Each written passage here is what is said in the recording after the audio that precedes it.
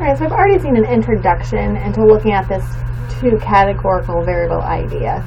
So we need a way to determine if there really is a relationship. So we're going to start by looking at how to summarize our data in what's called a contingency table.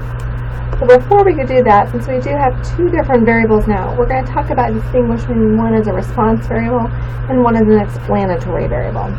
So first, just some definitions of these. The response variable is generally your outcome of interest.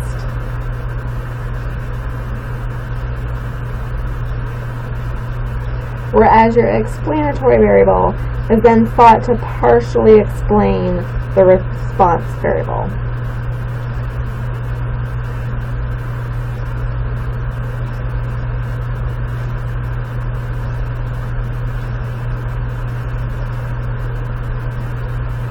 So when we're looking at our example, our two variables were the feelings about the president, as well as having voted for Trump.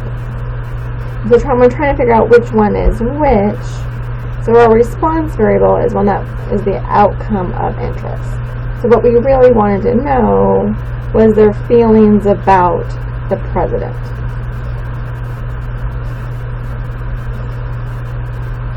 And then what we thought explains that, at least partially, is if they voted for Trump or not.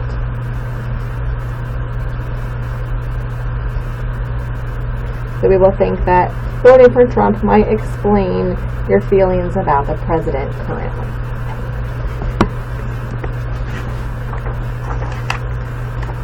So we're going to be working with that, the same example that we had. So we have these pie charts. I'm just going to summarize them in a slightly different way. So what we have here is what's called a contingency table. Generally speaking, we try to put the explanatory variable in the rows and the response variable in the columns.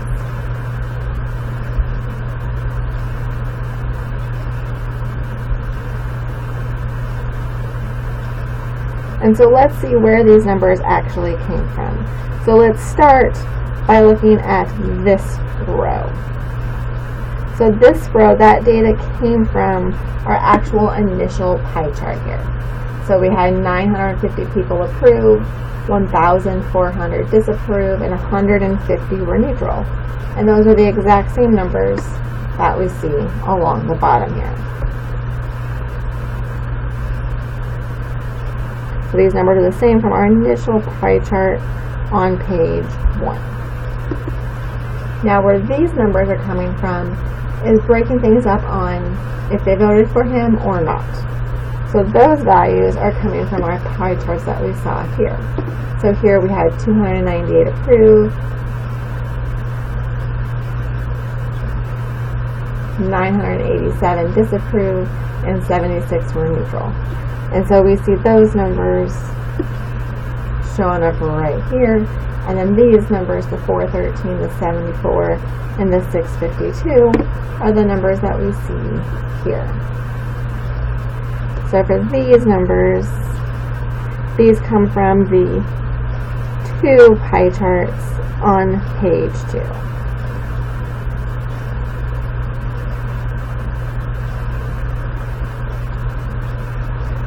So then making sure we understand what these numbers actually do represent.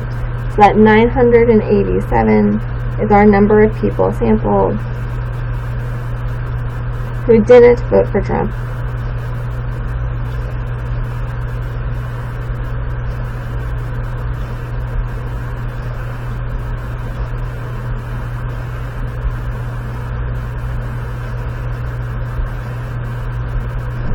And disapprove of the president.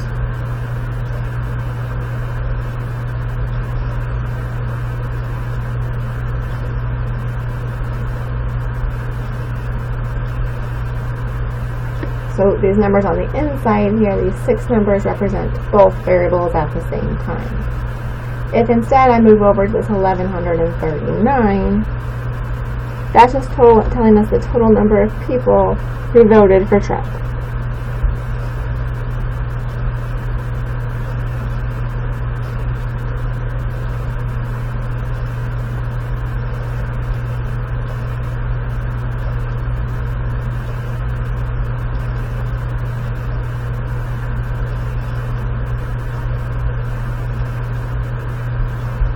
Now if I move to the 950, that totals me the number of people that approve of the president.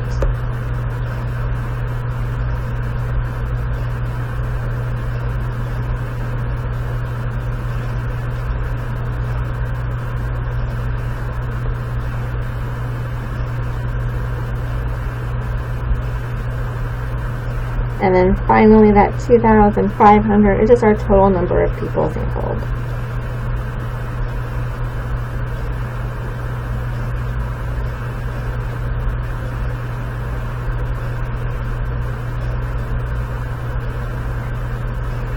Alright, so now we actually want to see if there is some type of relationship between our two variables. That is, does one seem to influence the other, or does the response variable seem to change based upon which part of the explanatory variable I am? So the question that we would be asking here is, do the feelings about the president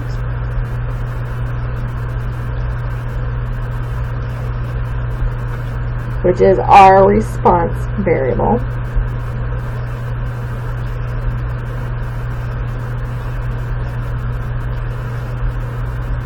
appear to be different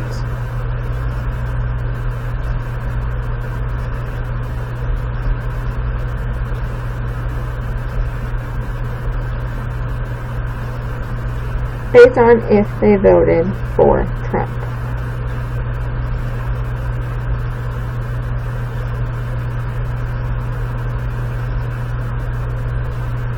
Which is our explanatory variable.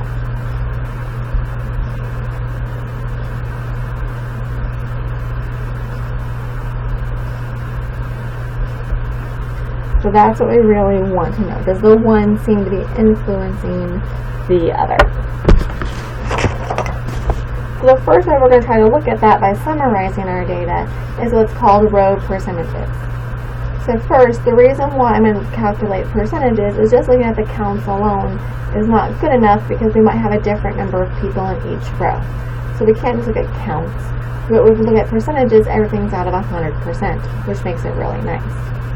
Secondly, I'm going to calculate row percentages here because of how I designed my contingency table. That is, I said that generally my row is my explanatory variable and my column is my response variable. For that reason, that's why I'm going to calculate row proportions or row percentages. So the first thing that's going to be true about these row percentages is that they're each going to add up to 100%. So this is going to be 100%, this is going to be 100%, and this is going to be 100%. So let's first talk about how we're going to calculate these numbers. So what I want to find here first is, of those that did not vote for Trump, what percent disapprove of him? So of those that did not vote for him and disapproved of him. So the first thing to take into account is how many different people didn't vote for him. So I'm going to use this 1,361 on the bottom. Now, of those 1,361, how many of them disapproved of him? 987. So that's the number that goes on the top, which gives us 0.7252, or which turns out to be 72.52%.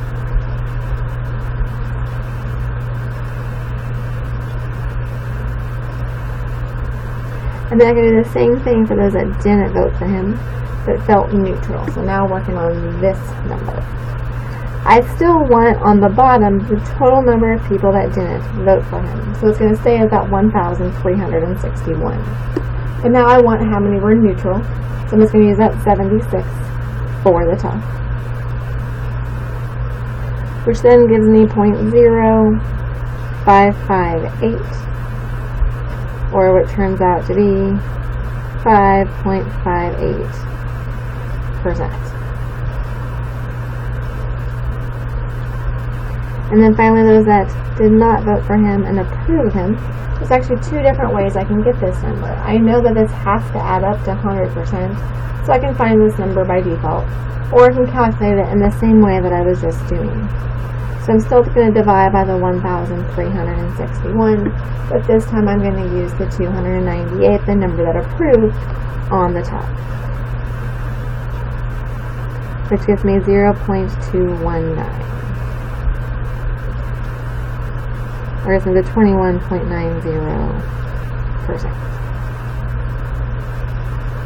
Now I'm going to do the same thing for the yes row, but this time the number I'm going to be using on the bottom will be this 1,139. Then this will be my top number for the disapprove, this will be my top number for the neutral, and this will be my top number for the approve.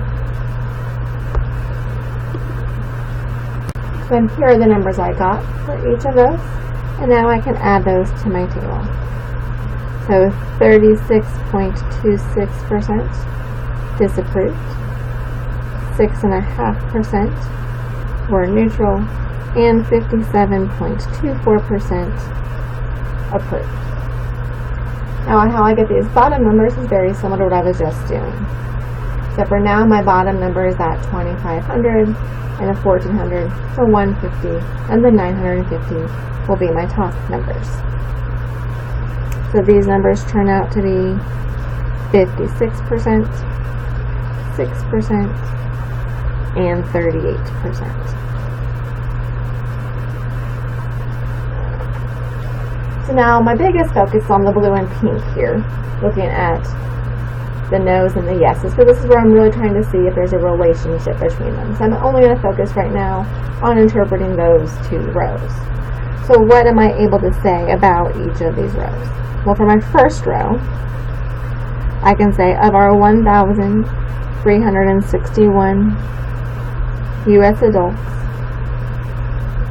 who did not vote for Trump,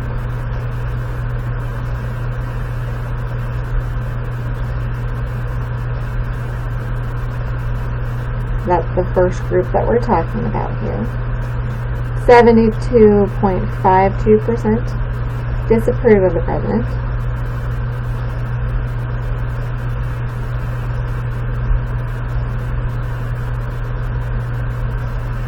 5.58% are neutral.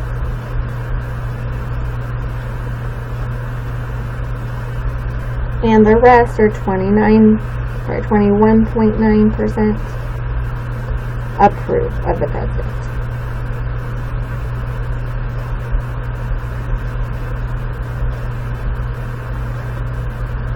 I'm going to do something very similar here for my pink row. This time we're just looking at 1,139, that number that we used on the bottom here. And now these are the U.S. adults who did vote for Trump.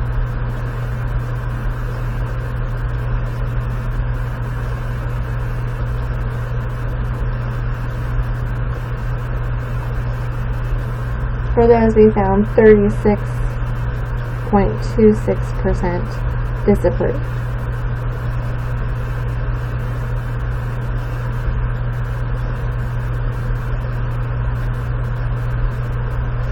.5% were neutral.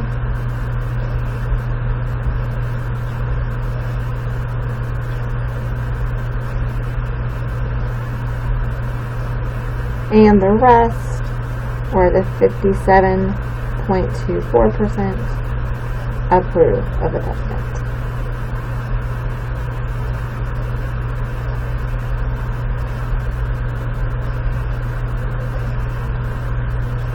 Now, if you take a moment, actually compare this to what we said before when we interpreted the two pie charts. So here's what we said before when we interpreted our two pie charts. What you'll notice is it's the same as how we just interpreted those. So the same way that we interpreted those pie charts turned out to be the same way we're going to interpret those row percentages that we have here as well. So there's nothing new information-wise there. So that's exactly the same.